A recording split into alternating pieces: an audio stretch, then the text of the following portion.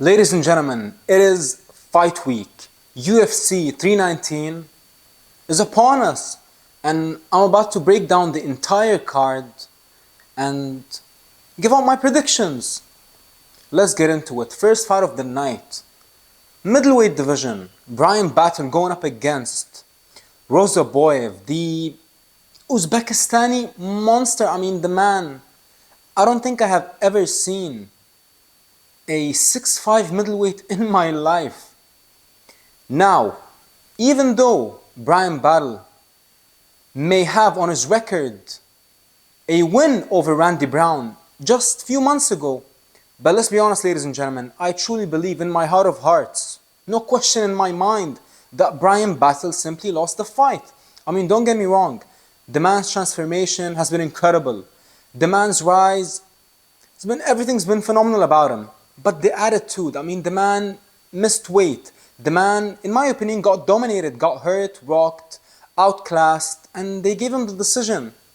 But in my opinion, even though Brian Battle is the favorite in this fight, I got Rozaboyev.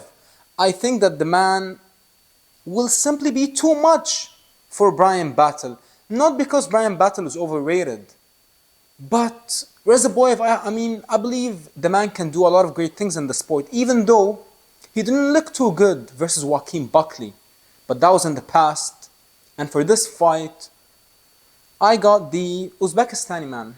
Let's get into it. Second fight of the night, Edson Barboza versus Jakar Close. Edson Barboza, the man, I don't know if the man found the fountain of youth. I wasn't even sure that there was something called the fountain of youth. But Edson Barboza, my goodness, the man is 39 years old and he looks younger than ever, looks fresher than ever. But the mind will be willing at this stage of his career, but the body will not follow. That is what I believe.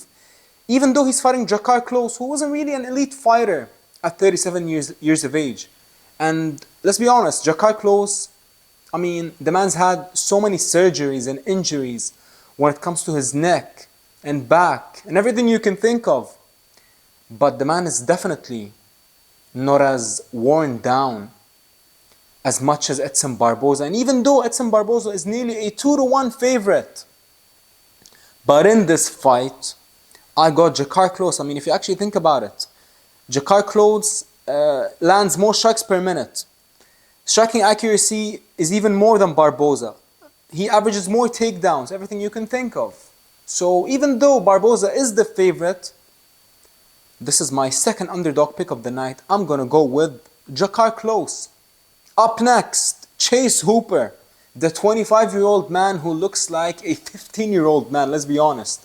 Even Chase Hooper, let's be honest. First few fights in the UFC, the man did not look impressive at all. But now, the man is on the rise. The man has finally found the recipe to success. The mindset, the mental ability, and his physical abilities are lining up together, and that is how you reach your prime. He's going up against Alexander Hernandez. Alexander Hernandez, can you believe it, ladies and gentlemen? The man is only 32 years old. It feels like the man is 40 years old with the amount of fights that he's had in the UFC. And he's most known for the incident with Donald Cerrone. The man talked a lot of trash and got absolutely annihilated, destroyed, obliterated, everything you can think of. But what I believe is the biggest disadvantage when you talk about Hernandez's career is his weight class jumps. The man keeps going from lightweight to featherweight for nearly 5 years. The man's been going up and down, up and down, up and down. And the body can only take so much before it starts giving out. And let's be honest, I haven't seen Hernandez look impressive. Actually, forget that. Hernandez has yet to beat an elite fighter in the UFC. And the man's been in the UFC for nearly 10 years.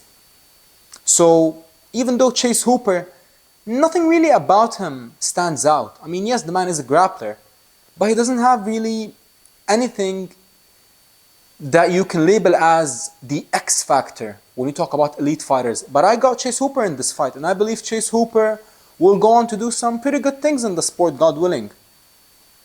Next up, Jessica Andrade, one of my favorite fighters.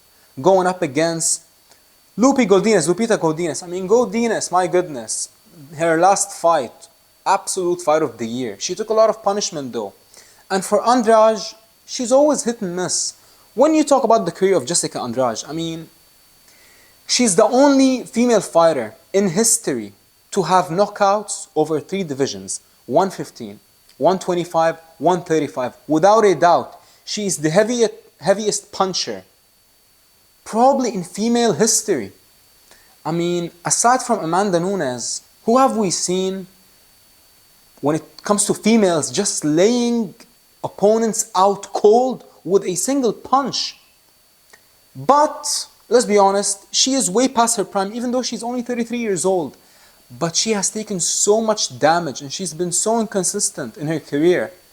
Godinez, on the other hand, she's on the rise, and this is the X factor, ladies and gentlemen. Godinez's sister trains with the Olympic team in Canada when it comes to wrestling. So I believe that even though more than likely they will both box, but Godinez, she has wrestling in her back pocket. And if you actually think about it, history shows that Jessica Andrade doesn't do really well with grapplers, especially who mix things up. Not someone like Mackenzie Dern who keeps spamming the takedowns. So, I mean, this fight is truly a 50-50 fight. I mean, even the odds are pretty close. But my mind is telling me to go with Godinez, but my heart goes with Jessica Andrade. Who's going to win this fight? My final pick. I mean, I got Godinez. Gerald Meerschaert versus Mikhail Oleksiejczuk. Both men define the word gatekeeper, and I say that with the utmost respect for both men. But let's be honest, Gerald Meerschaert, the man has the most submissions in the history of the middleweight division. But why? If you actually think about it, most middleweights throughout history are all strikers. And you know who's also a striker? His opponent, Michał Oleksiejczuk, the pride of Poland. But, ladies and gentlemen, both men took so much punishment in their UFC career so far.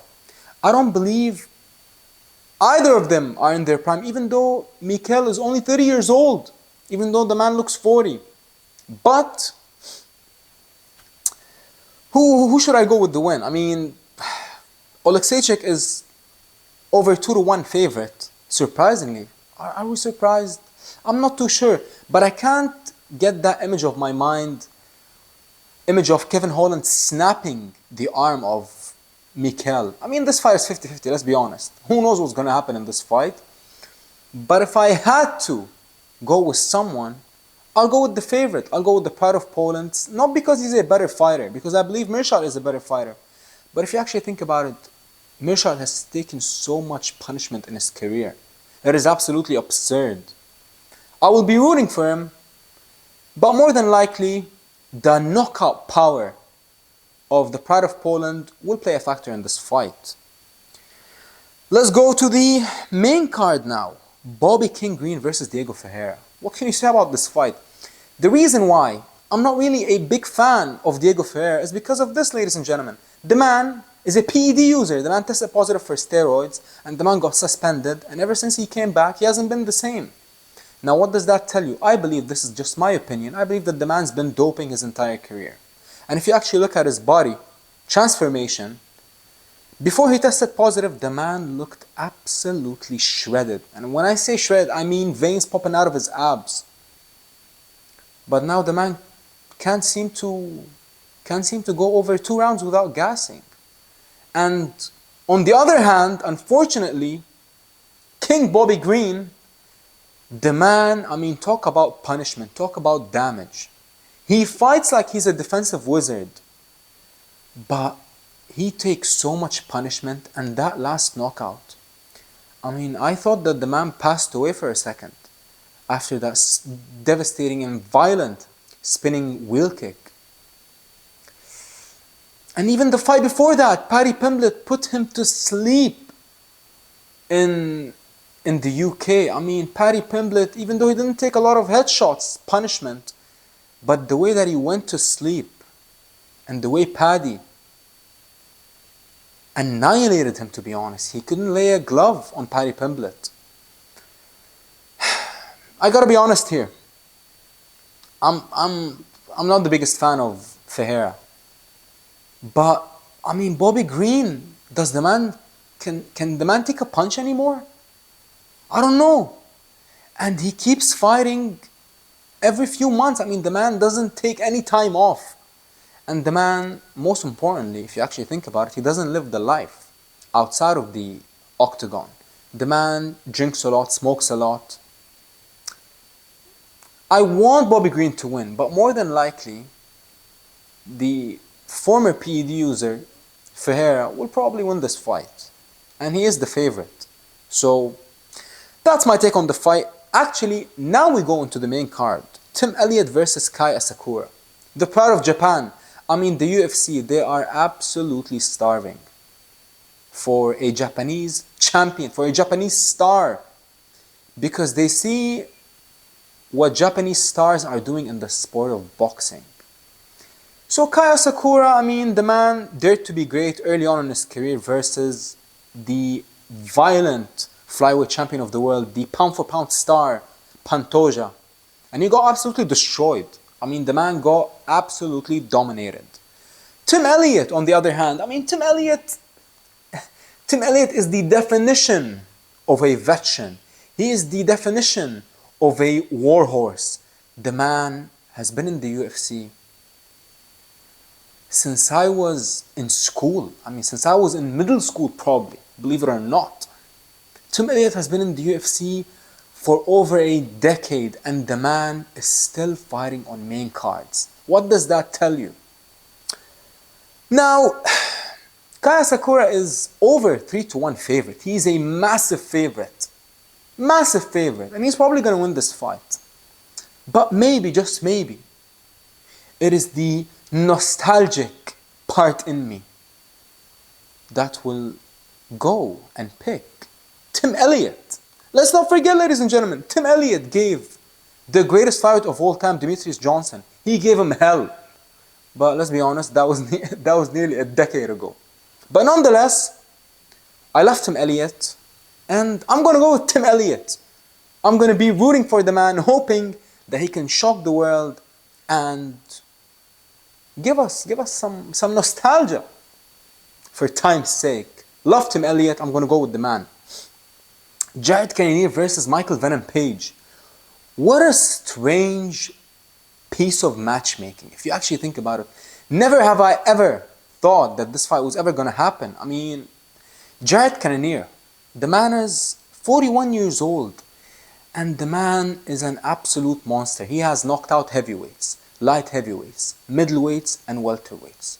The man is absolutely unbelievable. When you talk about his durability, when you talk about his power, and when you talk about his resilience, he's going up against Michael Venom Page, but Michael Venom Page is also 38 years old. I mean, I thought that Michael Page was way younger than 38. I'm going to be honest. But I believe that the man made his UFC debut at 37 years old. The man definitely entered the UFC too late. But if there's one positive thing we can say about Michael Venom Page, the man hasn't really taken any punishment in his career. On the other hand, Cannonier, I mean, Cannonier takes life-altering damage in nearly every single fight of his before he comes back and pulls off the victory from the jaws of defeat.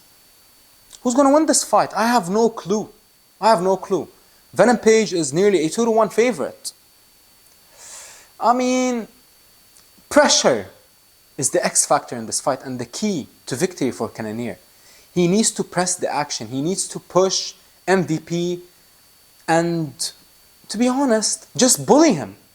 Because if this is going to be a clean striking match on the outside, he's going to get pieced up. I mean, I have no clue who's going to win this fight, to be honest. I don't have a single clue, ladies and gentlemen. Power is with Cannonier, explosiveness, and I don't know, I guess you can say flashy moves. You'll go with MVP. Who do I got? Who do I got? Who do I got? I got in this fight Michael Venom Page. Why? Because the man is a Muslim now. Shout out to my Muslim brother MVP. Let's go. And I got MVP for the victory. Now, Jeff Neal versus Carlos Prates. Guaranteed fireworks. Two violent, ferocious punchers and finishers going up against each other in the welterweight division. I got Carlos Prates in this fight. Let me tell you why. Both of them are far from disciplined. I mean, Carlos Prates smokes a pack of cigarettes a day, and he's a pro athlete. And Jeff Neal, on the other hand, 2 fights ago, the man got arrested on fight week for being drunk while driving. But the man still came back and won the fight. So that is very weird. But I got Carlos Prates in this fight. I'm not going to stay too long. Jeff Neal is very inconsistent. The man barely fights.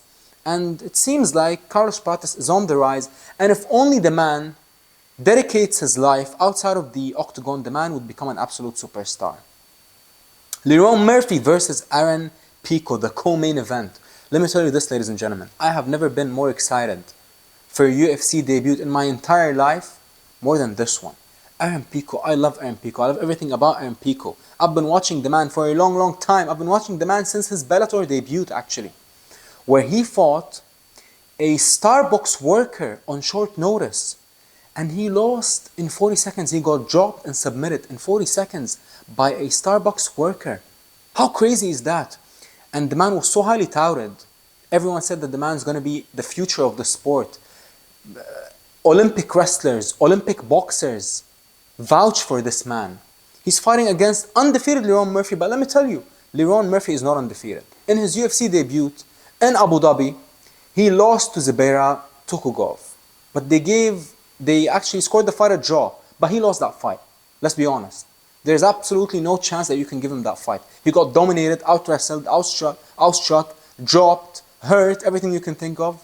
And the fight ended up being a draw. And scoring that night was actually horrible when you talk about the entire card. So I got Aaron Pico. I have so much high hopes. And I'm hoping that it's not too late, because the man has also taken some crazy punishment early on in his career. And God knows if he's going to be the same. But I'm rooting for Aaron Pico. Main event, Dricus versus Khamzat. You can actually check out my other video where I dropped yesterday. I made a full breakdown on this fight. I got Khamzat Chimaev, ladies and gentlemen. Boris, the wolf, the Chechen monster. Khamzat Chimaev is going to win this fight. Yes, Dricus is a monster. Yes, Dricus is a power puncher. Yes, Dricus switches stances. But you know who's also a monster? Khamzat. You know who also switches stances? Khamzat. You know who also got a devastating jab from the southpaw stance? Chimaev. And most importantly, their lifestyle outside of the octagon will play a factor in this fight, I believe, ladies and gentlemen. Now, if you actually go back to my video yesterday, I gave all the credit in the world for Dricus. But let me tell you this. Dricus drinks a lot outside of camp. He parties a lot. And the lifestyle and the vices that you have will eventually catch up. Now, he's only 31 years old. Both men are only 31 years old. Can you believe it? Dricus Du Plessis, at 31 years old, has completed the game, ladies and gentlemen, without a question. He's without a doubt one of the greatest to ever do it when it comes to the middleweight division. But the man has so many flaws. But his will always outweighs the skill of his opponents. Adesanya was more skilled. Whitaker was more skilled. But his will outweighed their skill. But I believe in this fight, Khamzat is better when it comes to the will and the skill. And I got Chimaev winning this fight. I don't know. I mean, so many unanswered questions when it comes to Chimaev. The man's been very inactive lately. But I have so much belief and high hopes in the man. And he actually brought in, for his strength and conditioning work, Sam Calvira, a math scientist, the man who owns The Garage. When you talk about The Garage Workout, TJ Dillashaw, Aaron Pico, Juan Archuleta, Arman Sarukian, everyone who works out with Sam Calvira, dog shape is the only word to describe their conditioning. Absolute dog shape. They can go for days. And Khamzat Chimaev is working now with the great Sam Calvira, the math scientist, and I got Khamzat Chimaev by finish. I believe that Dricus, yes, he's dangerous. Yes, he's tough. Yes, he's everything that we think of him. The man is an absolute beast. But Chimaev is simply better in my opinion, ladies and gentlemen. And I got him winning this fight and shocking the world and proving that he is not just the best middleweight on the planet, But most importantly, he's about to become the face of the sport. And I cannot wait to watch this card. Unbelievable. This Saturday, tune in, ladies and gentlemen. Chimaev is about to deliver one of the most scintillating and spectacular performances that we have ever seen in the middleweight division.